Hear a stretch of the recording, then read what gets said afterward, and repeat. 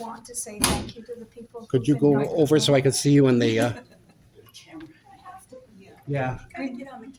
I can't see you otherwise. You're off screen. The last time that you took me, there was a great big shamrock. I know, and that's why I'm paying more attention this time. I can't have my shamrock with me. I know. If you'd known that, you would have felt more at ease. I know. I just want to say thank you to the people who've been helping me. Most of you know probably I've had some health issues. And I'd already said I was going to do this, and I wanted to do it so bad. And so these people that I call friends just popped up out of well, not out of nowhere. They've always been there. Sally for sure, and my daughter, and Sheila and Roy.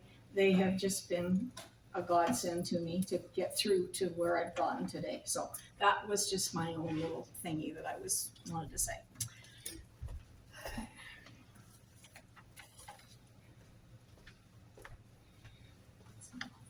As the regular attendees to our Historical Society meetings will know, I usually start or finish with a poem by Lakefield's own poet laureate, Tom Junkin.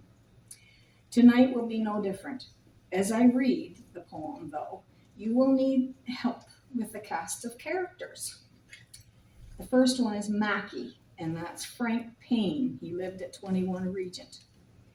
And Mrs. Hunter, known for not allowing one leaf on her lawn. She was at 17 Regent. Cephas Little, brother to Mrs. Spence, at 24 Regent. Truman Jewell, local painter and decorator, and my grandfather, at 20 Regent. Clary, he's a gentleman who strolled along Regent Street, always tipped his hat to the ladies and said good morning or good afternoon. He was a wonderful man. The Lane, Baptie's Lane, named after Lakefield builder Peter Baptie, between 14 Regent Street and 20 Regent Street. He built both of those houses. Mum, Mrs. Junkin, who lived in the first part of the terrace at the bottom of the lane. Grand and Mother, referring to Tom's firstborn daughter, Anne. I was hoping Anne would be here tonight, but she's not. Anyway, so I want to show you a picture first. My daughter went and got it enlarged for me, bless her heart. It was taken in 1920, apparently. Over that way, Sharon. And if you look really hard, you will know what street you're going down. Won't you? All right, Bruce? Where are we going?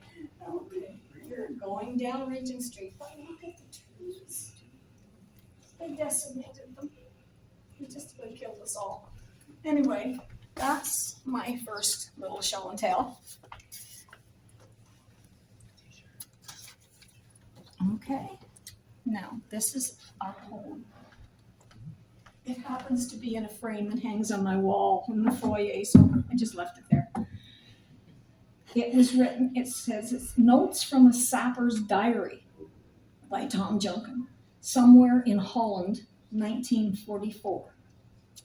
Dear Mom, today reminds me of you, beautiful.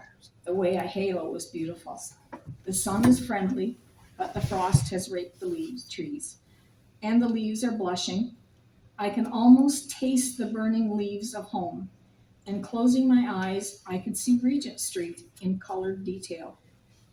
It is a street for slowly walking down, and every step is a treasure to remember. Even with my 2,000-mile telescope, I can see Mackie washing his car, Mrs. Hunter using a whisk instead of a rake. Hello, Cephas. Truman Jewell on top of a ladder, Mrs. Gilman telling of the unneighborly dogs. Good afternoon, Clary. And the turn down the lane. Don't change anything, Mom, especially your recipes. The two words grand and mother were joined together, especially for people like you. And I hear that's what you're going to be. Pardon that smudge on the paper. It must be raining here. The most salutable person in our unit is the mailman, so keep writing. And armfuls of love, baby Tom. Now, I'm going to sit it up over there too. and you'll see in it that it's Tom's wedding picture. Now, Tom and my dad were best friends, and my dad was his best man. And if any of you know Jack Mose, Kay, his sister, is who the bride is.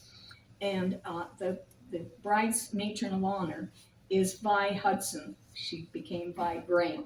So, okay, so they're all there. And then in the other pictures here there's a house in the display over there that was my grandfather's, that he moved up there. And on the steps you will see Kay with Anne and my dad with Anne, because he became her godfather, because Tom was at war.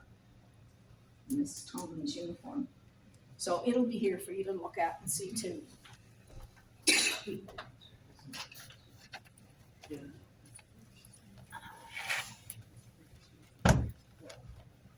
Okay.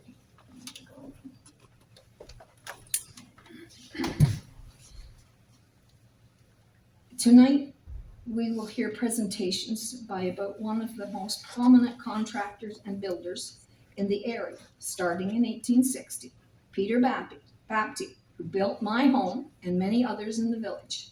I would like to introduce you to Jim Bowen, great-great-grandson of Peter Baptie, who will educate us on his legacy, as well as Alex Sutton, who is his great-grandson. And the legacy is unbelievable when you start to hear and see what this man did around the village. And I didn't pick any homes that Peter built to put over there, and nor did Sally, because we thought you could look at some of the other places that were the old homes as well. And they mean so much to everybody, and we tried to make a little story about them all. So if you get a chance after, if you haven't already, please, we worked hard, have a read of as many of them as you can. And I didn't do any of my house, our house, because I thought it would be better to wait until after you've done your talking. And then I did put things on here. Sorry, I'm not in your frame. You're not in the frame, okay. Okay, sorry about that. Well, I have to move Tom. Now, you will see on here as 20 Regent Street. This is 1947 when my grandfather bought it. And we're coming up now to, I was saying to the men, it's almost as long the Jules have had it as the Bapties had it. We're close in. And I have made sure that Peter isn't forgotten at my house now. I put a little plaque out there so that everybody could see Peter did this house. And I tried to pick up things that would show some things like down the lane where my dad could park his car for a long time because it belonged to the houses that were there. And then the little girl in it is me. And then me is again over here, but I took a nice shot of inside, and I'm sure they're in your pictures too. And then I had a neighbor who came over after Christmas, because of course I had it decorated, and he had taken this picture and had it blown up. And it was so sweet of him to do that for me. Anyway, and then my mom had always wanted to call it the Jewel Box. So Woody Farrell came down and he put the words all across the front. And then he said to me, well, don't you have an old jewel box? And I said, well, my granddaughters probably had one and some old stuff that was in it. So he attached it to the front. And then he said, well, it doesn't balance, Sharon. You got it, like Woody and I grew up as kids together. He said, you need something on the other side. And I said, well, how about we make it into a forget-me-not, because on our 25th anniversary, when we were remarried at the church, my husband gave me this itsy-bitsy teeny-weeny little forget-me-not, and I never am without it. So he made a bigger one and put it on the other side. So that's sort of what they all mean. Everything seems to have meaning. And then Woody made some big monarch butterflies and put them on the end wall, and I have a nice sign there that talks about butterflies flying away, and that's supposed to be like Ray kind of thing. Anyway, that's where we're from here. So, gentlemen, it's all yours. I didn't mean to take that long.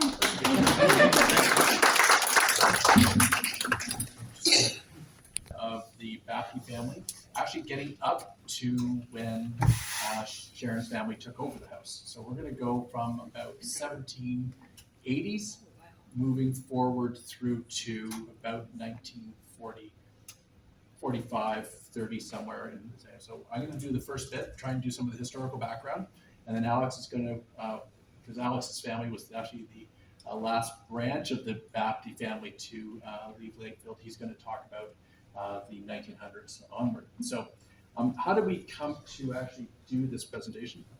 So there we go. Well, we were actually in 2021. My brother was home from Germany, and I was dropping my daughter off at Trent University. So she was starting nursing at the time, and we were roaming around the back of Baptie Lane and trying to actually take a look at the house. And Sharon had just put the lovely little plaque here for Peter Baptie on the front lawn of the house. And we said, well, we're descendants of Peter Baptie. And she so kindly invited us in, and I think we were probably talked for about an hour. And here I am in the front hallway. We'll see some pictures of my brother. Didn't really take pictures of people. He actually took pictures of the house itself and all the woodwork. So we've got some pictures coming up. And we ended up having a really lovely chat and exchanging notes. And then she said, well, could you go to a talk? I said, well, I guess we could. And that's why we end up being here almost 2 years later. So let's put some context to this. This is actually Mary Hurl Barrie with her great-grandchildren. And this is Mary Hurl, along with my grandfather, Curth Greenlee Bowen, and Walter Edwin Bowen, his older brother, and then on Alex's side, Isabella Sutton, or Annie Isabel. And so this is, at the time, Mary Hurl was born in 1821, and so she was a great-grandmother, and she actually had a fairly long life, and discussing the Barries in Dummer is a totally different conversation. But this is the three of them having a picture back in, we think it's about based on the age of my grandfather, probably just before Mary Hurl passed away in 1913. So my great-grandparents were Adams Marshall Bowen, and I actually happen to be James, sorry, not enough. Oh, sorry, perfect, I'll get closer. Sorry about that. I'm actually James Marshall Bowen, so it's been a name that's been carried through. And you notice on the slide that Stuart Marshall Bowen is also on this slide. And so Mary Edith Baptie is my great-grandmother, and this picture was taken probably about 1910. My grandfather is just the small baby that's on there, and they were probably just before the 1911 census. In 1912, my great-grandparents actually left to go to Toronto and actually left Lakefield at the time.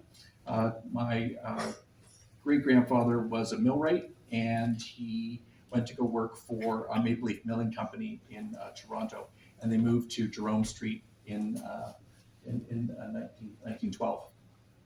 So what we're going to try and do is I'm going to give you an idea of going back in time to look at Scotland and the immigration of the Bapties and where they came from in Scotland. We'll talk a little bit about the settlement and marriage, and we'll try and broaden out, and then we're going to narrow down to Peter Baptie and Walter and Peter Baptie's family. And then we'll talk a little bit about life in Lakefield as well. So I think there's other Baptie family members here. So if I get things wrong, you have to apologize for if I've missed something on the thing. So what we're going to talk about is really looking at Walter Baptie. This is their headstones in Lakefield Cemetery. This is Walter Baptie's headstone. He died in 1860. And then Peter Baptie and Mary Ann Barrie passing away in 1899 and in 1929. So these stones are on the near the front of the cemetery, just slightly off to the left-hand side of the cemetery at the front. So the Bapties were from South Dean and just in the border counties, and they some of the Alexander Baptie, who is one of the brothers, he actually moved back and forth between England and Scotland throughout his lifetime, and so that's basically where they're from. You can get some reference as to Edinburgh here, and then Newcastle upon time down here, and obviously Glasgow here. So even now, when you do a Google Maps view of this, what you'll notice is there's not a lot there in Scotland. So it is really on the border countries, and then you also have Northumberland National Park here as well. Now there were two brothers. One was James Baptie, and James Baptie actually had a fairly short life. He lived from 1779 through to 1823, and he married Elizabeth Riddell on the 7th of July, 1803. And then Alexander Baptie, who was his brother, had a much longer lifespan. He lived from 1782 through to 1867, and he married Agnes Stevenson on the 21st of June, 1805. The reason why I mentioned Alexander is that for those of you that know about the Bapties in Ida, it's Alexander Baptie's son, Alexander. You'll notice that there's a lot of Alexanders in the Baptie family, so follow the bouncing ball as you can. Alexander Baptie actually came to Canada a little bit later than Alexander and Walter that we're going to be talking about. And he settled in Ida around 1840. Now, one thing that's really important about Alexander Baptie's family, from 1806 to 1850, is that they ran the post office, and somebody in the family from some sort of continuous generation had the post office from around the 1870s or so, all the way through to about 1954. Now, the significance of that is actually on the next slide, in the sense that it's from the letters that were preserved by Robert Bowley, which I hope I pronounced that right, that actually tells us about the death of James Baptie. Now, I want to thank Karen at the Trent University Archives for actually getting these letters and scanning them all. So it's these letters that actually correspondence between Alexander Baptie and his son Alexander, both in Scotland, and then those letters actually end up coming to Canada and then were donated most recently to the Trent University Archives. So in this letter, what we can see is actually a description of the death of James Baptie, who we are immediately descended from. And we are all immediately descended from. I am sorry to inform you that my brother James is no more. He departed this life on Friday, the 3rd of January, and was interred in the Chester's churchyard on the Sunday following. And so from this, we get an understanding of, from these letters as a whole, we get a really good understanding of the Baptie family, and also the Alexander Baptie's wife's family, Helen Richardson. And we actually, in these letters, if any of you ever get a chance to go to the University Archives, there's actually a description of one letter about somebody getting excited about the coronation of Queen Victoria in the letters. So there's some really interesting things that you can find. You never know what you're going to get when you end up going to the archives. The other thing on the other side is actually the family headstone in South Dean. And this was probably put in place around 1900 when the youngest family member passed away of James Baptie and Elizabeth Riddell. So these are actually the children of James Baptie and Elizabeth Riddell. There was Alexander and Walter, who we're going to talk about a little bit more. Isabella, Mary, which we haven't been able to track down too much about Mary, actually, to tell you the truth. Douglas and Elizabeth Baptie. Now, the three in square boxes came to Upper Canada, as best as we can tell, in about 1828. The Alexander and Walter stayed pretty much here in Peterborough area, but William Baptie, according to the records, potentially married the sister of Walter Baptie, Agnes Curth. But then on the headstone, it says that William actually ended up dying in South Africa. So we're still trying to figure out what actually happened to William, but as far as we can tell, he did come here to Canada and then probably married around 1834 and then went off to South Africa, but it's still a bit of that, the gray zone if you're doing the genealogy, because we can't find any functional records moving forward. So from this, from James and Elizabeth, both Alexander and Walter ended up coming to Upper Canada. It came about 1828, and originally what they did is they settled both of them in Monaghan.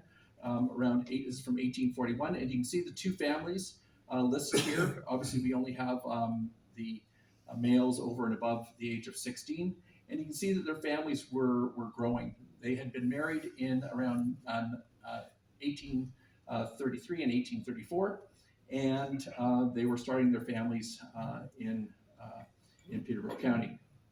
So Alexander Baptie lived actually a fairly short life as well, from 1803 through to 1859.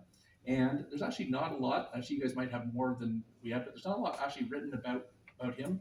He was a laborer listed in the census in 1852. Remember that the Canadian census was actually taken in January 1852, not in 1851. And basically what I've been able to find is amongst the other ones that went to Norwood, the family, or most of the family ended up staying actually in Peterborough and lived at 195 London Street. So 195 London Street is actually got a historical designation in Peterborough because of the stained glass windows and its structure.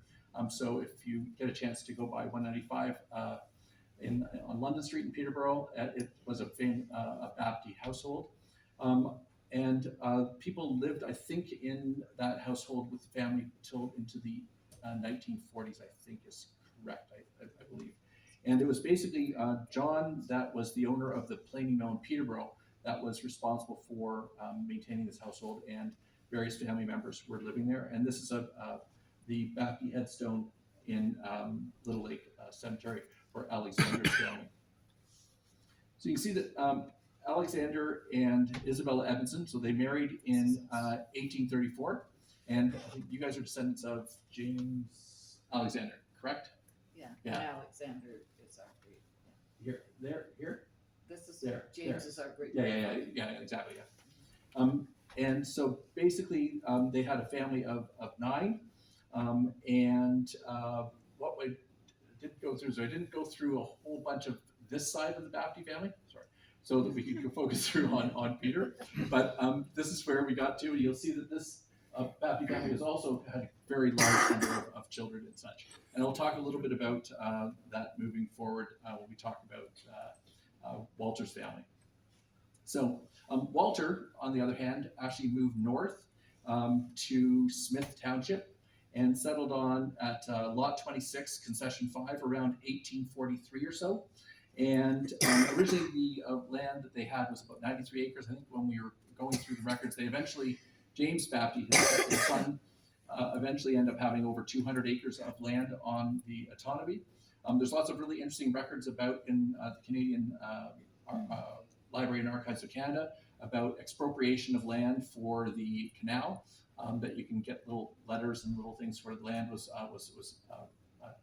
expropriated or provided to the Queen at the time to build the canal. And someone from this branch of the family lived on the farm until 1936.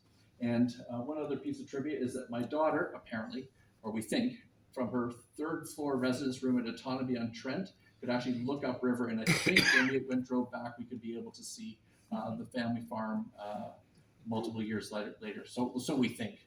It's actually just we think we can see where we're going from up on Autonomy on the 3rd floor. She had the top floor room at residence. So Walter Baptie married Margaret Kurth in 1833 and had 8 children. And from this, what we're going to mainly talk about is Peter Baptie, and to be able to go through and look at these different children. I've tried to map out sort of what their marriages were like, and who they married. And so the marriages started in around 1862 with my great-great-grandparents got married in Lakefield, and they ended up having 6 children. But what you'll notice about the marriages is that there were a lot of Baptie marriages. So there's actually 3 of these marriages where the Bapties married the Barries. So these were descendants or children of Thomas Barrie. So brothers and sisters married. And the reason why I've put the number of children here is for those of you that are doing DNA, this is actually somewhat of a problematic issue of trying to figure this out, because I had to try and figure out how many actually descendants there are from the actual children. And you'll notice that the 6 we can match easy amongst ourselves for the descendants of Peter Baptie and Mary Ann Barrie. But down here in 1890, James Baptie married Matilda Barrie, and this has actually basically doubled everything up because we end up having exactly the same genetic pool. So we actually end up matching much more prominently with even just one child that was born to James and Matilda. And so we end up having many, many matches. One of the challenges is that from Douglas and Hannah, there were actually only 2 living descendants from the 7 children. And so trying to find matches and stuff, or when it hasn't been necessarily all that easy. So when you're doing your DNA matching, it's sometimes really good to try and map out how many living descendants you think there might be in order to see what your probability, so you don't keep on clicking on Ancestry every single day, seeing how many matches you may or may not have. So one other thing that was really important with this family was that 2 of the children actually were deaf. So William and Agnes Baptie lost their hearing sometime, we figure, in the 1850s, maybe a little bit earlier. And they actually went to the Toronto Institution for the Instruction of the Deaf and Dumb and of the Blind. This school started in 1858, and they were in attendance in the early 1860s, so their name appears in the semi-annual reports. And from there, what we learned is that the school actually was in somewhat downtown Toronto area, I think around near Gerrard, and then it moved to Hamilton, and then it finally ended up moving to Belleville.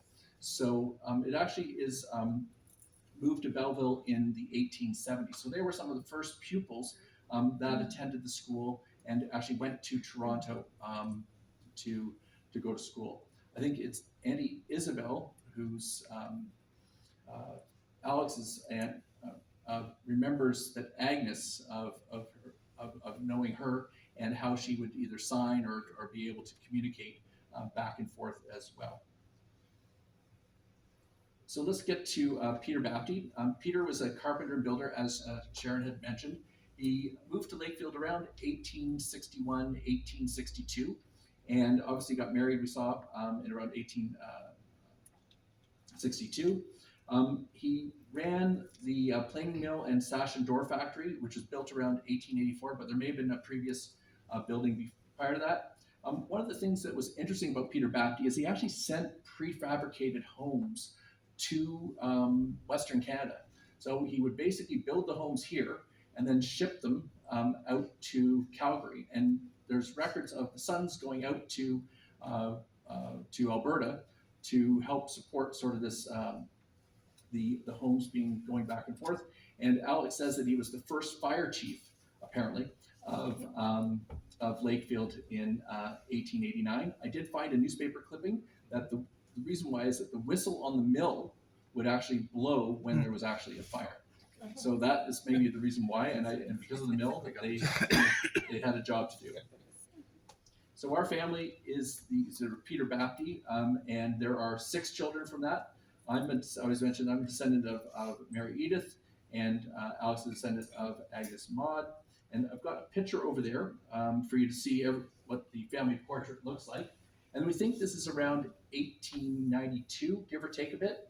Part of the reason is that when you take a look at the marriages and when the grandchildren were born, none of the women appear, and it may be very hard with Victorian dresses to figure out, but none of them apparently appear pregnant. So this is how we're trying to figure out why this picture fits into the space. But then again, with the attire that they're wearing, it's very hard to be able to tell whether or not there was babies coming with this picture. The planing mill was located just down from the Strickland mill, and it was mainly a sash and door factory, and basically was very, very successful business within Lakefield. They also, as I mentioned, they did actually ship things out west as well. And so Peter Baptie, in addition to running the planing mill, also was quite responsible for building homes along Regent Street, and thus are looking at Regent Street. So you can see the land. This is from various sources of looking at all of the land that Peter Baptie owned in Lakefield, mainly on Regent Street, obviously Baptie Lane, as we've talked about, on Rabbit Street, on Chippewa, on Reed Street, and Sharon has recently found, but today, or yesterday, No, recently, a while back. a while back, It's been a found while. a deed for property owned on Queen Street as well. That is actually, the original deed is sitting on the table over there. So it's also really interesting to see how much land and the exchange of land that Peter Baptie owned in Lakefield, and obviously responsibility of also his sons, George and William, for also being builders and contractors in Lakefield. So a very, very prominent builder within the town. This is some of their handiwork. This is from when my brother and I went and actually dropped in on Sharon for an hour. I talked and my brother took pictures of the floors. You can notice the fine woodwork in the floors, the banisters. The ceilings are quite beautiful and ornate with respect to the beams. And you can see that the banister here, this was in September, so Sharon had decorated it nicely with the leaves and such. So it's a beautiful home inside, and looking at the woodwork and such that was contained within. And we also took some pictures at the time of the other homes on Baptie Lane, which were also built by Peter Baptie. One of the things that we came across as we've been looking at this family history is also understanding where the land might have been coming from. And this really ties into the land that was acquired by Peter Baptie on Stoney Lake. And just a reminder to, if you ever have a chance to take a look and read actually the treaties, it's a very brief read for some of them. Treaty 20, which is what we're really focusing on here, and also the Williams treaties, are fairly short reads, but they're very interesting to understand in the context, especially in context in the Baptie family, where they arrived 10 years after the Rice Lake Treaty was signed. So I put the links in there for you to take a look on the federal web pages to take a look at the information that's there. Now, one thing is that Peter Baptie bought Island 12 in Stoney Lake, and this is a picture of Forest Nook, which is the cottage that is on Stoney Lake. And this is the family here. Again, this is probably around, there's my grandfather there as maybe not quite one, so this would be about 1911. And the family members all are up at the cottage on Stoney Lake. Alex actually went on a field trip with Nancy, and what they did is they actually went to Forest Nook, and the actual deed for the actual building is actually still in the cottage. So it is actually on the wall and all nicely framed. So you can see here that this is the original deed that was with the stamp. And all of this land was actually sold by the Department of Indian Affairs. So putting in context, when you go through the Library of Archives Canada record for this, you can see the correspondence back and forth between, there was the land department of the Department of Indian Affairs, where all this was all coordinated through, going back and forth between Peterborough, Toronto, Lakefield, Peterborough, Toronto, and Ottawa to look at securing the land. Peter Baptie bought the Island 12 for $30 in 1889. I wonder what the property might be worth. Yeah. So we're almost into the next little bit here.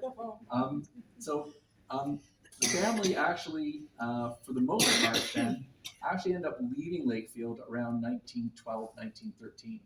And Alex is a picture from the Glenbow Museum in Calgary.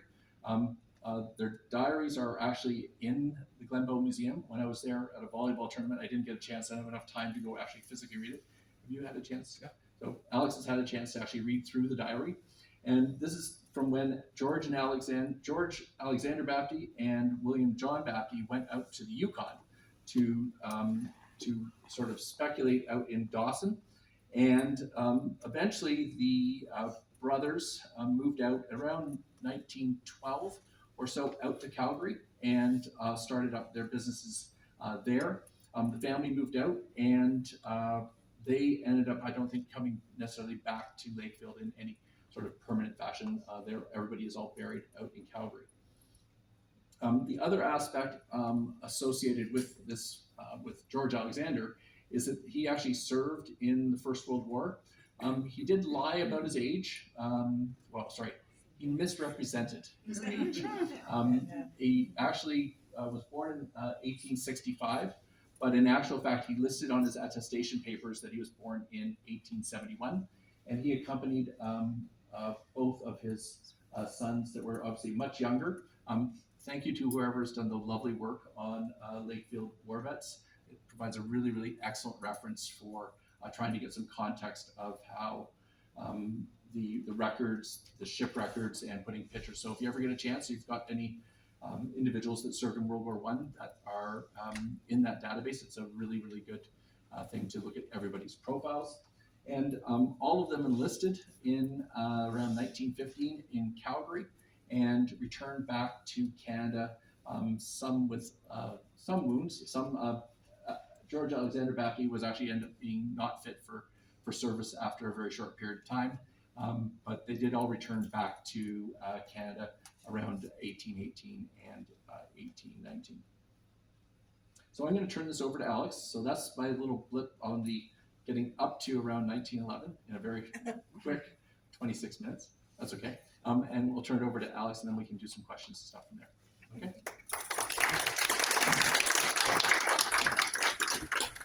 That's not where we're going. Here.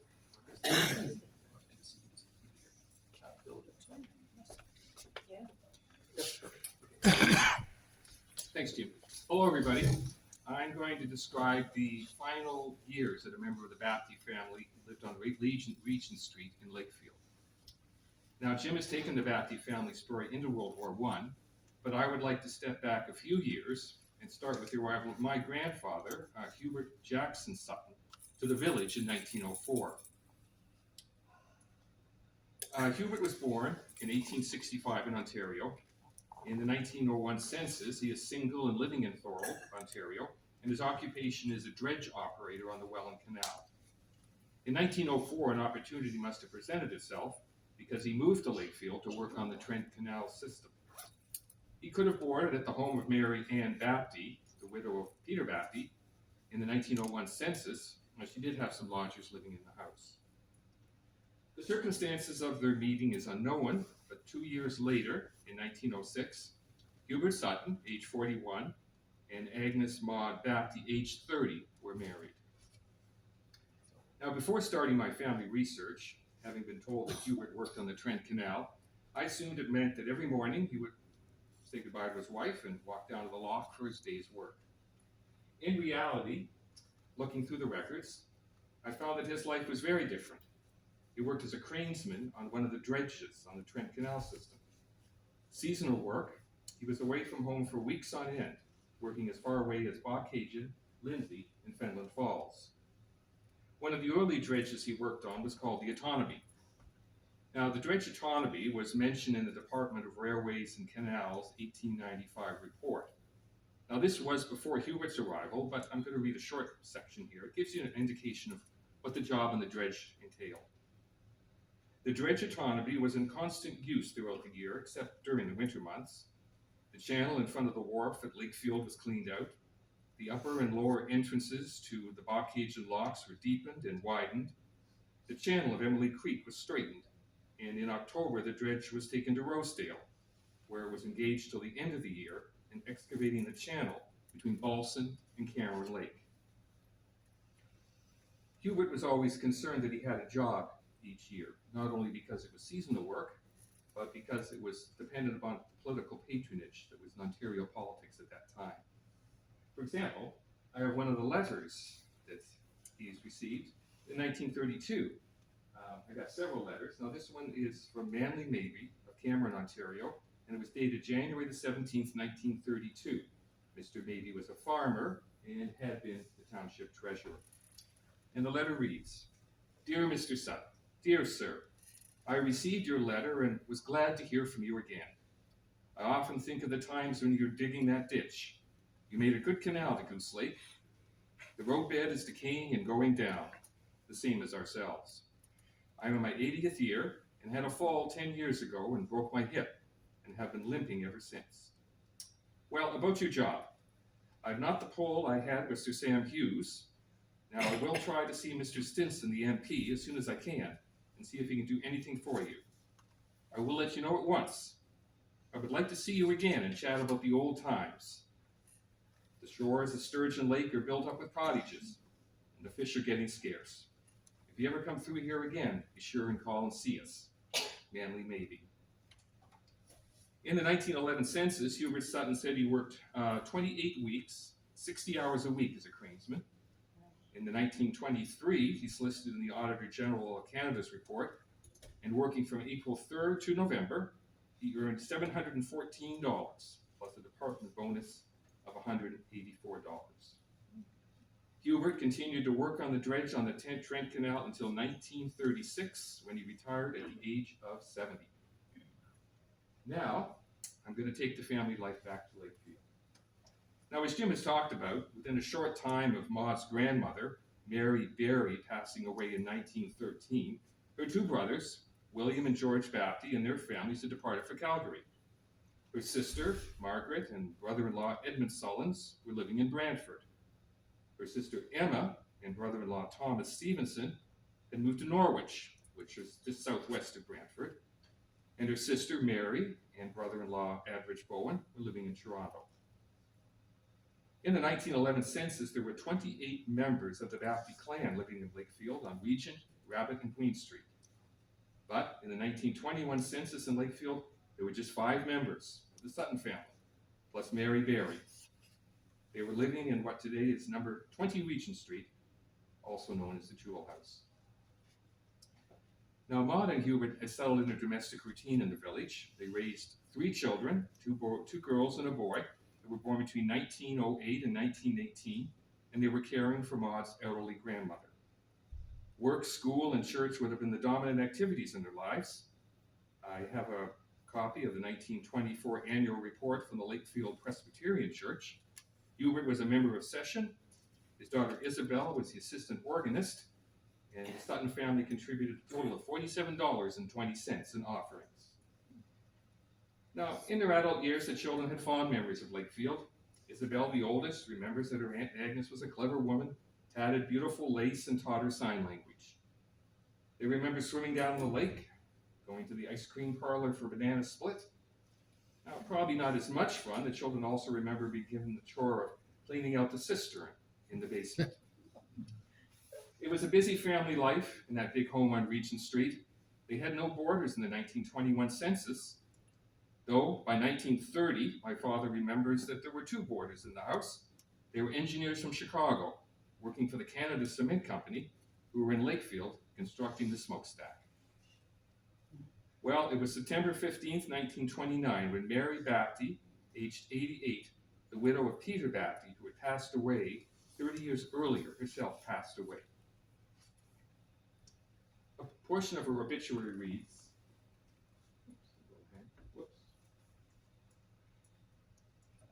Don't have it, that's fine. And a portion of her obituary reads, the funeral of the late Mrs. Peter Baptie was held Tuesday afternoon from the residence of Mr. and Mrs. H.J. Sutton and was very largely attended. The Reverend Wellesley paid a splendid tribute to Mrs. Baptie and service as a Christian mother, the oldest member of the Knox United Church, who had seen a great many changes during her long residence in the village. Mrs. Baptie was born near Norwood, the eldest child of Mr. and Mrs. David Barrie 88 years ago, and was married to Peter Baptie of Lakefield 67 years ago. And during all these years, she had been a resident of Regent Street, which is in itself a unique record. Until a few weeks before her death, Mrs. Baptie took a keen interest in the affairs of her home and community and enjoyed seeing her friends. For the past 2 years, she was presented at the annual grandmother's party of the Regent Street Ladies' Aid, with a bouquet awarded to the oldest grandmother. And her absence this year from illness cast a shadow over the otherwise happy party. Surrounded by flowers, which she dearly loved, and wearing one of her most treasured ornaments, the Life Members Badge of the Women's Missionary Society of Knox Church, Mrs. Baptie was honored as one of the pioneer women of the village. After her death, the Sutton family made the big decision. It was the summer of 1931, and they decided to move to Toronto. One of the reasons for the move could have been the Depression and the economic downturn that the village of Lakefield was experiencing. But my father, Hugh Alexander Sutton, remembers the reason could be that he was going to Toronto to finish high school. His sister Isabella, for example, had to go to Peterborough and board there in order to take her grade 13. So they moved to Toronto, and he was able to enroll at Humberside Collegiate for grade 11. Moving to Toronto would have also meant they could be close to their daughter Isabel, who was in the city working as a teacher, and their other daughter Dorothy was about to enter first year university on her way to becoming a teacher. They had money from the rental of the property in Lakefield and were able to stay with the Bowen family. Mary Bowen was Maud's sister until they could buy their own home. And it seems like a logical family decision. There still continues to be a strong Baptie connection with Norwood, but with the departure of the Sutton family in 1931, there was no one left in Lakefield with the surname of Baptie. They would have kept in touch with their friends, and Hubert continued to work on the canal. And in fact, the Baptie family still owned property in Lakefield. As late as 1948, William Baptie, one of the executors of his father Peter Baptie's estate, was selling a parcel of land on Regent Street. At the Baptie grave in the Lakefield Cemetery, there rests 4 generations of the Bapties. Walter Baptie and his wife Margaret Curth, Peter Baptie and his wife Mary Ann Barrie, Agnes Maud Baptie and her husband Hubert Sutton, and my parents, Hugh Alexander Sutton and his wife Beverly Calhoun. Well, Tim and I have told you about the Baptie family journey from Scotland to Peterborough County, and through their determination and hard work making successful lives for themselves in Canada. We've enjoyed expanding on the life of Peter Baptie and the contribution that he and his family made to the village of Lakefield. Thank you for inviting us here tonight.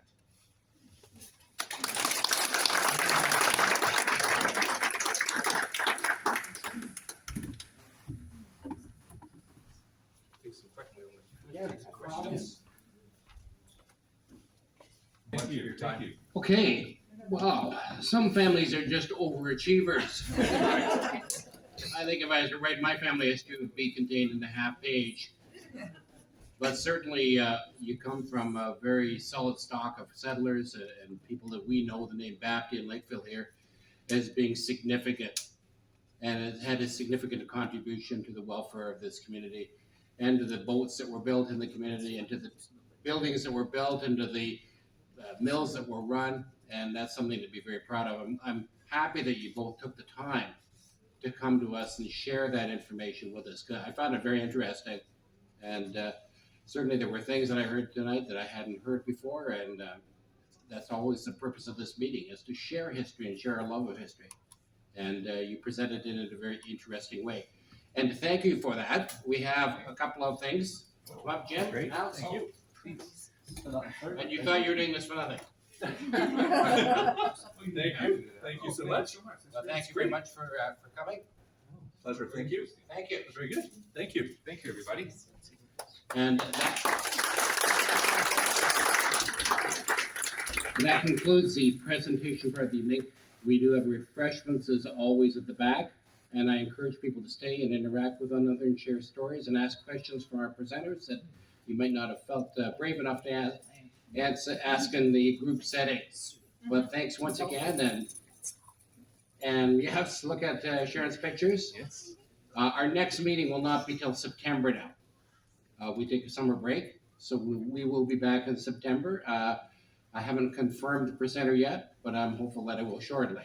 And once we have that, we'll send that information out. And once again, we're collecting for the monument. So if you feel inclined to donate, you can write a check to Lakefield Historical Society, send it to us at Box 1215, or give it to us here. Nancy will be glad to take money at any time. And we look forward to promoting both the history of the community and remembering veterans. And thank you for promoting our website. War Vets Lakefield is run by Lakefield Historical Society. Fantastic. So thanks very much, and that's it for this evening. Okay.